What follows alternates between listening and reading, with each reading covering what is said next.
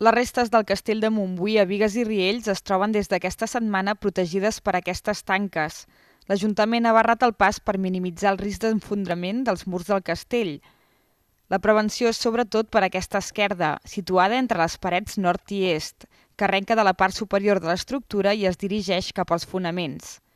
Que l'havíem d'estudiar i havíem d'assegurar que no s'estigués movent. Com a mesura cautelar el que hem fet doncs, és tancar tot el perímetre i evitar que ningú hi pugui entrar, perquè tampoc no podem garantir doncs, que aquesta esquerda no s'obri i no hi hagi un cert perill d'esfondrament. És més aviat una mesura de precaució que no pas una mesura perquè hagin vist que pugui passar alguna cosa.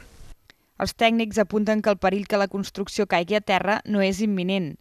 Tot i això, consideren important prendre mesures per l'antiguitat del castell, que està documentat des de l'any 978, però també per les condicions meteorològiques d'aquests dies. Els canvis sobtats de temperatura poden incidir en l'esquerda.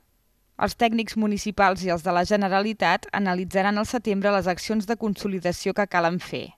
D'una banda, doncs, el que hem demanat són arqueòlegs del Servei de la Generalitat de Catalunya que ens puguin fer un estudi de veure quina és l'estabilitat de la paret aquesta que queda aquí del castell, i d'altra banda després quina és la mesura que hem de fer de tancament del perímetre per tal d'assegurar que ningú de les persones que puguin venir aquí puguin tenir cap risc per desprendiments o perquè caigui alguna pedra o això. El castell de Montbui està declarat com a bé cultural d'interès nacional. L'església preromànica de Sant Mateu, situada al costat mateix del castell, continua oberta al públic.